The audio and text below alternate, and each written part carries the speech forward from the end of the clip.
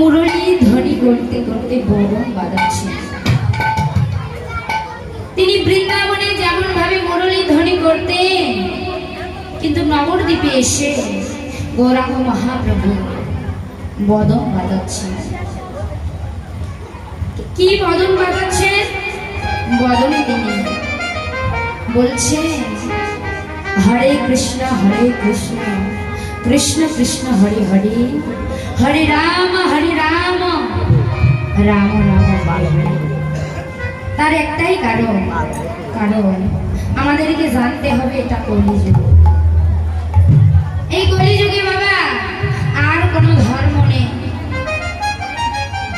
এই কলিযুগে কোনো যাগ যজ্ঞ নেই, কোনো ধ্যান তপস্যা নেই, পূজা অর্চনা। হরে নাম হরে নামাই বা কেবলম কলৌহ নাস্ত ভগতির অন্যথা। বলেন হরি নাম ছাড়া গতি নাই, হরি নাম ছাড়া গতি নাই, হরি নাম ছাড়া গতি নাই। এখন আপনারা বলতে পারেন যে মা বলছি এ কথা তো সব কীর্তনিয়ারাই বলে যাচ্ছে যে হরি নাম ছাড়া গতি নাই, আর কোনো পথ নাই। কিন্তু বাবা আপনারা একবার ভাবনা করে দেখুন তো, বিচার করে দেখবেন এই হরি নাম ছাড়া কি আমাদের কলিযুগের আজও কোনো গতি আছে? আর গতি যদি থাকতো তাহলে যে যত বড় অট্টালিকার মানুষে হোক না কেন, যে যত বড় ঘরের মালিকই হোক না কেন, দিন শেষে এই জাগতিক জগতে কেউ কিন্তু কারো নয় বাবা। এই জাগতিক জগতে একা এসেছি, একা চলে যেতে হবে। যতই করো আমার পিতা আমার, পুত্র আমার, কন্যা আমার, শেষের দিনের যদি ডাক আসে সেদিন আমাদের একাই যেতে হবে। শুধুমাত্র এই হরি নামটি যাবে গো বাবা। এই যে দেখুন আজকে একটু সন্ধ্যা বলেই অনেক ভক্তের আগমন, তাই না?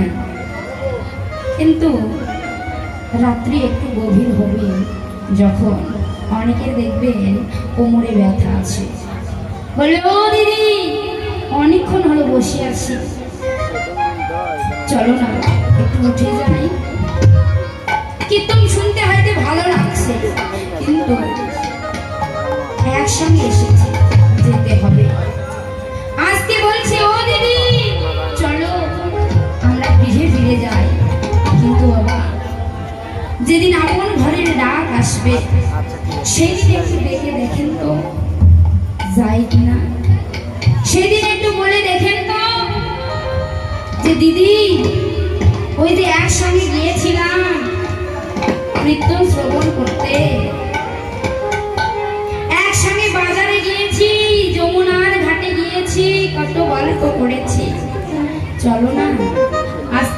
শেষের দিনের ডাক এসেছে, আজকে আমার সঙ্গে যাবে, তাহলে কি যাবে মা?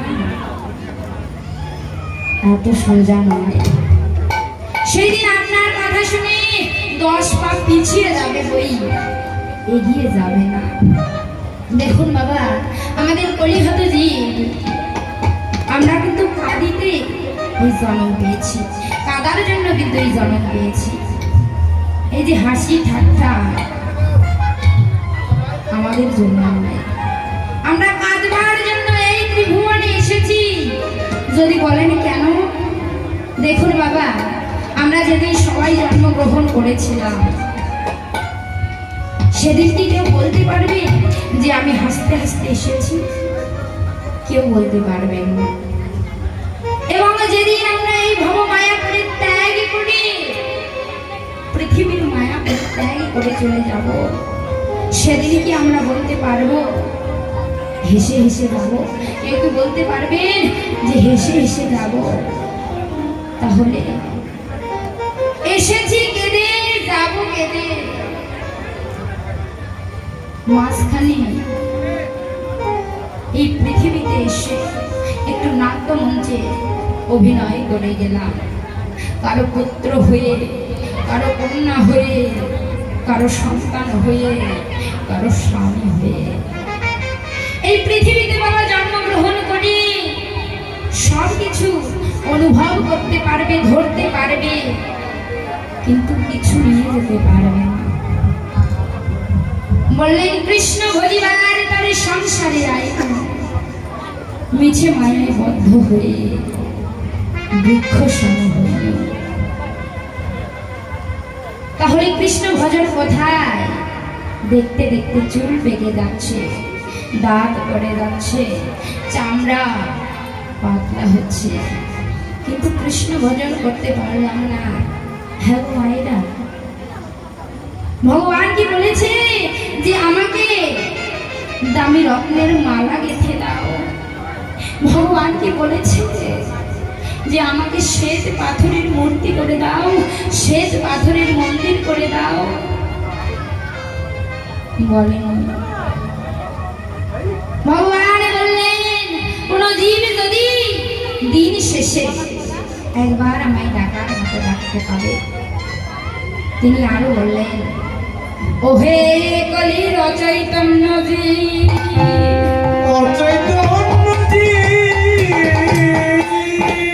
সারাদিন শেষে যদি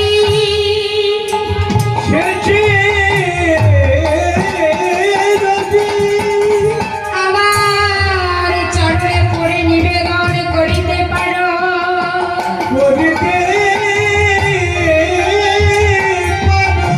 যদি একবার ডাকার মতো ডাকিতে পারো,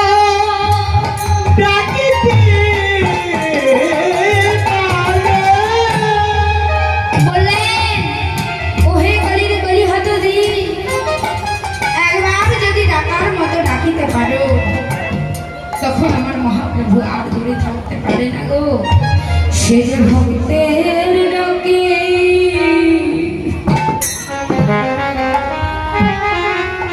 ডাকে ছুটে আসে,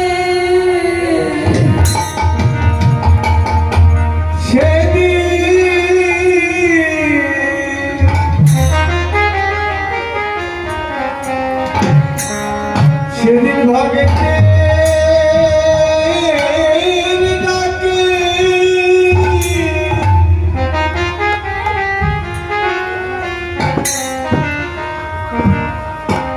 ছুটে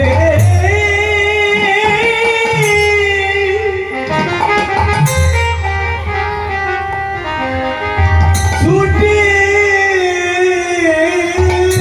আসি, যদি ডাকার মতো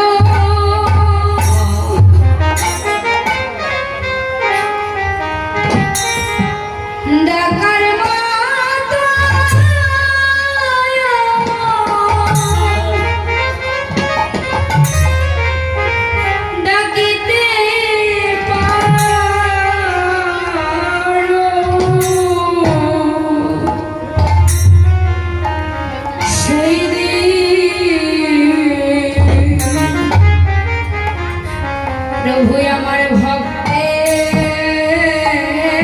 ডাকে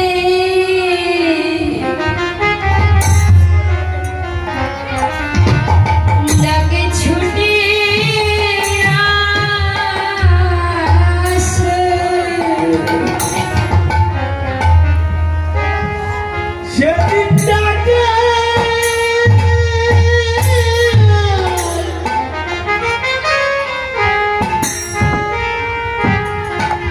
ডাকার মতো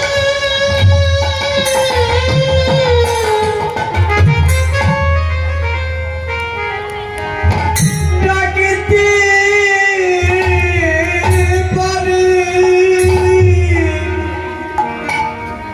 সেদিন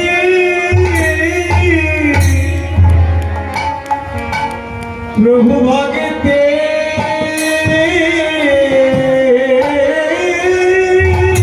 ডাকে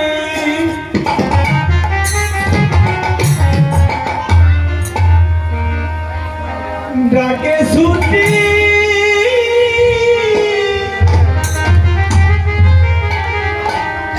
ছুটি আসে যদি ডাকার মতো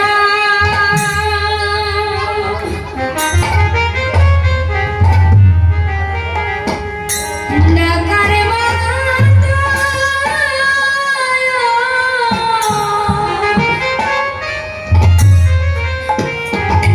ডাকিতে পারো প্রভু।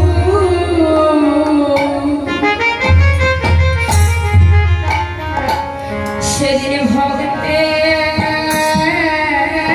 ডাকে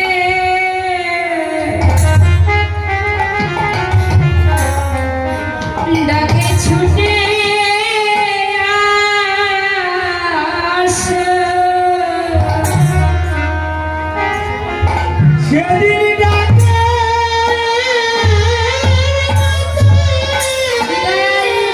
হরি বল হরি বল। ডাকিতে পারি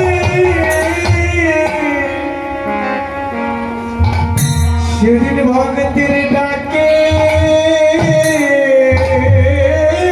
প্রভু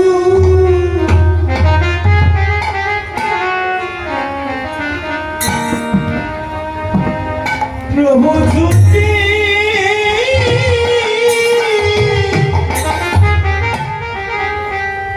ছুটি আসে তাদের আশা